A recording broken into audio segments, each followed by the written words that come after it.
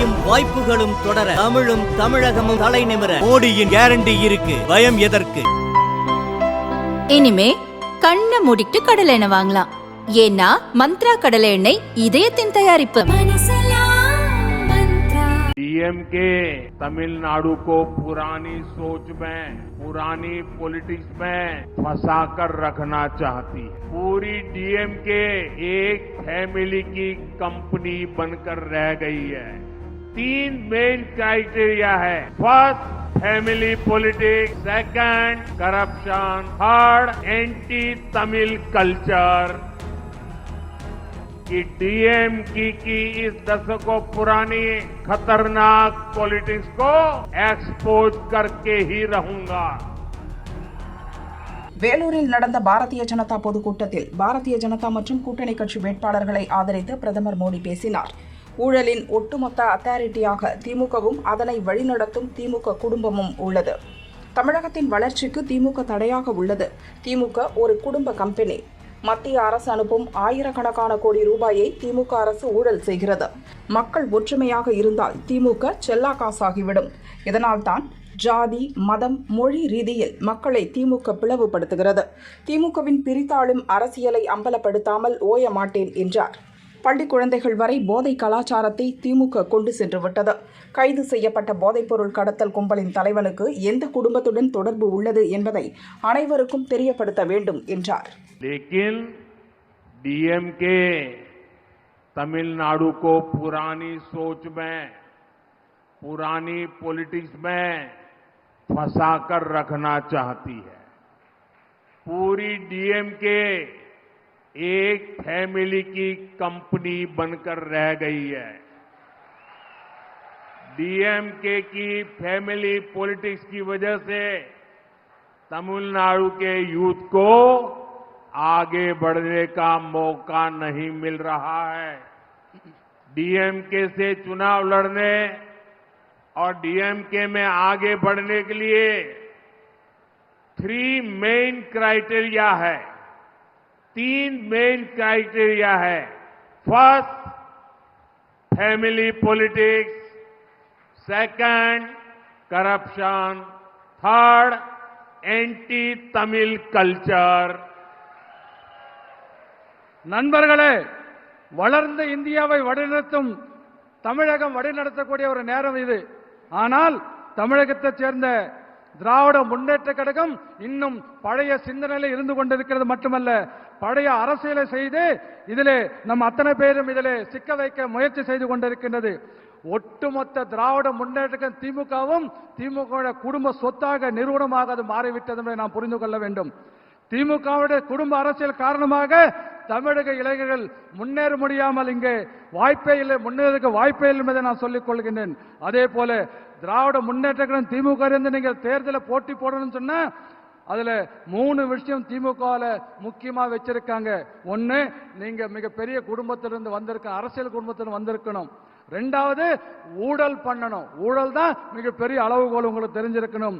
அடுத்து 2வது. 3வது, தமிழை கலாச்சாரத்தை எதிர்க்க வேண்டும். இது 3ஐயும் வைத்துக் கொண்டு திராவிட முன்னேற்ற கழகம் தமிழகத்தை பின்னோக்கி அழைத்து சென்று கொண்டிருக்கிறது.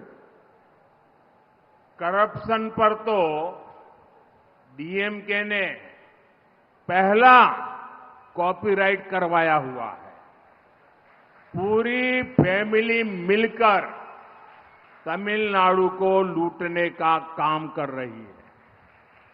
अभी खुलासा हुआ है कि सैंड स्मगलर्स ने 2 इयर्स में तमिलनाडु का 4600 करोड़ रुपीस का लॉस किया है। आप कल्पना करिए, पूरे तमिलनाडु में लूट का कितना बड़ा खेल चल रहा है। हम केंद्र सरकार से तमिलनाडु के लिए, विकास के लिए हजारों करोड़ रुपए भेजते हैं। ये पैसा भी डीएमके के करप्शन की भेंट चढ़ जाता है। ஊழலுக்கு முதல் உரிமை, காப்பீட்டு உரிமை யார் வச்சிருக்காங்கன்னா திமுக தான் இந்த ஊழலை செய்வதற்கு ஒட்டுமொத்த அத்தாரிட்டி அந்த தமிழ்நாட்டில் இருந்து கொண்டிருக்கின்றது. அதே போல ஒட்டுமொத்த குடும்பமும் சேர்ந்து தமிழகத்தை கொள்ளையடிக்கிறத எந்த வேலையும் செய்யறதில்ல, வெறும் கொள்ளையடிக்கிறத மட்டுமே தமிழ்நாட்டில் திமுக குடும்பம் செய்து கொண்டிருக்கிறது. கடந்த 2 வருஷத்துல மணல் கொள்ளைக்காரர்கள் மட்டும் கிட்டத்தட்ட 4600 கோடி ரூபாய்க்கு இழப்பை ஏற்படுகிற வகையில மணல் இங்கே கொள்ளையடிக்கப்பட்டிருக்கின்றது. அப்படி பார்த்தா கொஞ்சம் கற்பனை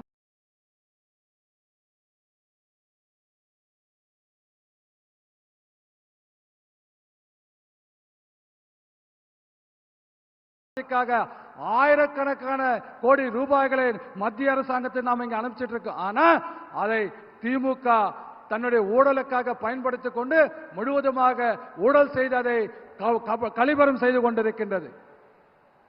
डीएमके ने तमिलनाडु और देश के भविष्य हमारे छोटे छोटे बच्चों को नहीं छोड़ा है। स्कूल तक ड्रग्स कारोबार का शिकार हो गए हैं। इन ड्रग्स माफियाओं को किसका संरक्षण हासिल है? एनसीबी ने जिस ड्रग लॉर्ड को गिरफ्तार किया है उसके संबंध किस फैमिली से है ये पता चलना ही चाहिए। इस चुनाव में तमिलनाडु की जनता इन सब पापों का हिसाब करेगी। அது மட்டுமல்ல, தமிழகத்திலே எதிர்காலம், நாட்டுடைய எதிர்காலம் இது மட்டும் பாழடிக்கவில்லை. சின்ன சின்ன குழந்தைகள், தமிழ்நாட்டுக்கு சின்ன குழந்தைகளை கூட திமுகவில் காப்பாற்ற முடியவில்லை. காரணம், பள்ளிக்கூடங்களில் இன்னைக்கு போதைப் பொருட்கள் மிக வியாபார கூடமாக இன்றைக்கு பள்ளிக்கூடங்களில் போதைப் பொருள் விற்கப்பட்டு வந்து கொண்டிருக்கின்றது. அது மட்டுமல்ல, இந்த போதை மாஃபியாக்கள், இந்த கும்பல், போதை கடத்துகின்ற கும்பல், இதுக்கு யார் பாதுகாப்பு கொடுக்கிறாங்க, யாருடைய பாதுகாப்புல இருக்குன்னு தெரியுமா உங்களுக்கு? என்சிபியால கைது செய்யப்பட்ட இந்த போதைப் பொருள் கள்ளக்கடத்தல் தலைவன் எந்த குடும்பத்தோடு தொடர்பு இருக்கான்னு உங்களுக்கு தெரியுமா? ஆகவே இந்த பாவங்கள் அத்தனைக்கும் வருகின்ற தேர்தலில் மக்கள் தக்க பாடம் புகட்டுவார்கள் என்று நான் உறுதியோடு சொல்லுகின்றேன். साथियों, डीएमके पार्टी की पॉलिटिक्स का मुख्य आधार है डिवाइड, डिवाइड और डिवाइड। ये पार्टी देश के लोगों को भाषा के नाम पर लड़ाती है, क्षेत्र के नाम पर लड़ाती है, धर्म और जाति के नाम पर लड़ाती है।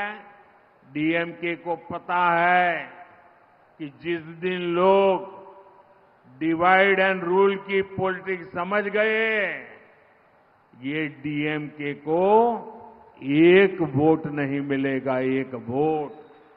इसलिए ये लोग को आपस में लड़ाते हैं। मैंने भी ठान लिया है कि डीएमके की इस दशकों पुरानी खतरनाक पॉलिटिक्स को एक्सपोज करके ही रहूंगा। நண்பர்களே, திமுகவோட முக்கியமான அரசியல் குறிக்கோள் என்ன தெரியுமா? பிரித்து ஆளு, மக்களை பிரித்து வைக்க வேண்டும், மக்களை பிரித்து கொண்டே இருக்க வேண்டும். இதுதான் அவருடைய கொள்கையாக, நோக்கமாக இருந்து கொண்டிருக்கிறது. இந்த தமிழ்நாட்டுடைய மக்களை மொழியின் பெயராலே பிரித்துக் கொண்டிருக்கிறார்கள். தமிழ்நாடு மக்களை பிராந்தியத்தை உணர்வின் பெயராலே பிரித்துக் கொண்டிருக்கிறார்கள். அதே போல மதத்தின் பெயரால் பிரிவினை செய்து கொண்டிருக்கிறார்கள். ஜாதியின் பெயராலே ஒருத்தருக்கு சண்டை போட்டுக் கொள்வதற்காக திராவிட முன்னேற்ற கழகத்துடைய கட்சி இங்கே வேலை செய்து கொண்டிருக்கிறது. ஆனா ஒரு விஷயம் திமுகவுக்கு தெரியும், என்றைக்கு இந்த பிரித்தாளுகின்ற சூழ்ச்சி மக்களுக்கு, தமிழக மக்களுக்கு புரிந்து கொள்கிறாரோ அன்றைக்கு அவங்க செல்லா காசு ஆகிடுவாங்கன்னு திமுகவுக்கு தெரியும். அதனால்தான் மக்களை உங்களுக்குள்ள நமக்குள்ள சண்டை மூட்டி சண்டை போட்டுக் கொண்டிருந்தால் அவங்க அதுல குளிர்காய நினைக்கிறார்கள் என்பதை நாம் புரிந்து கொள்ள வேண்டும். ஒரு விஷயம் நான் உறுதியோடு சொல்லிக் கொள்கிறேன், திமுக இந்த 50 ஆண்டு காலமாக என்னவெல்லாம் இந்த ஊழல்களை, ஒரு மோசமான ஆபத்தான அரசியல் செய்து கொண்டிருக்கிறதோ அதை நான் தொடர்ந்து அம்பலப்படுத்துவதிலே நான் இன்றைக்கும் உறுதியோடு இருந்து கொண்டிருக்கிறேன் என்பதை நான் சொல்லிக் கொள்கின்றேன்.